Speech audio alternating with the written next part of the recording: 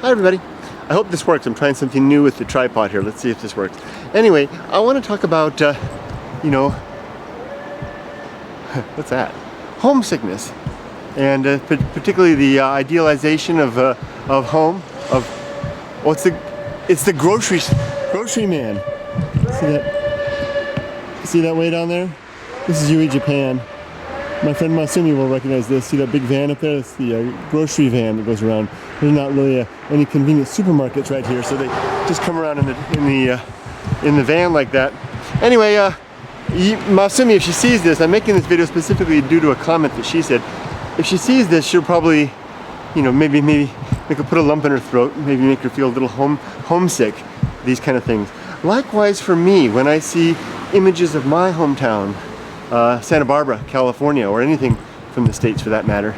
I've been in Japan 10 years, and Masumi, I think she's been in Canada, for, not the States, in Canada for a long time, but I don't know exactly how long. She has, like me, she has her family, her children in there, and she moved away for the long haul, as did I. Oops, I'm gonna get run over here. Move down here. So then, let me pull down somebody here. So then, what am I talking about? Well, I made a video earlier from Masumi showing her this exact stretch of road that we're walking on. And she wrote back and saying how she recognized some friends' homes and some various nice things. And then she said, I want to go home. And I know that feeling. I want to go home too. And it's a common thing that happens with people when we, homesickness. You know, if you choose to live abroad, you have that feeling. But the reality is that although there are things that we will miss, we idealize wherever we're not. We see the best in it. We forget about the things that we may have left. And I'll give you an example. My own wife. She is an adventurous sort. She grew up in a community not far from here. And she resolved at a young age to go away and experience more in life. And that she did. She came to the States. And she met me, and we got married, and I'm an adventurous guy, and I give her adventure, and she gives me stability. Although she wants adventure, it's harder for her. So we have that back and forth. Now, when we were living in the States, she came to the States, we had our child there, and first 10 years, we were in the States, and she adapted, but she got that same feeling, that homesickness for Japan. Not as strong, though, but she had it. Here's that van, by the way, the grocery van. Let's take a look at it as we go by. Isn't that cool?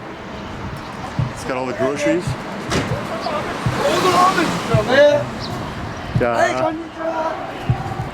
What about that, Masumi? Well, we came to Japan. I largely brought us back to Japan. It was pretty much my idea. And for the most part, I think my wife, she's back and she tells me now about all the things that she left Japan for. You know, the societal obligations, the sense of congestion of humanity, of not having freedom to a larger degree, of being tied to the standards that are cultural and very exacting and not very loose, not very open to interpretation. And when she came to the States, she had freedom, she had liberation, she had her ability to express an identity. Although it was hard for her to do because of upbringing here in Japan. Basically, it's a conforming society, a conformist society. People can find a place if they just look around. The society shows them a place. Whereas in North American culture, we're left to find our own. We're encouraged to find our own. That leaves some people wanting. Well, if you grow up here, you can kind of idealize the freedom that they see in the West, as my wife and perhaps Masumi did. I don't know what brought her to the West. I think she's an adventurous sort, so perhaps it was the same.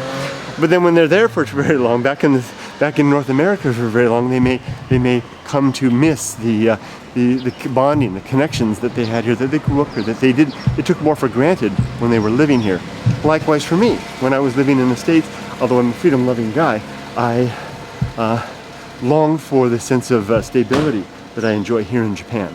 When I come here and spend very much time here, I feel stifled and overwhelmed, and I want to get back to having freedom again. Here comes a big old truck.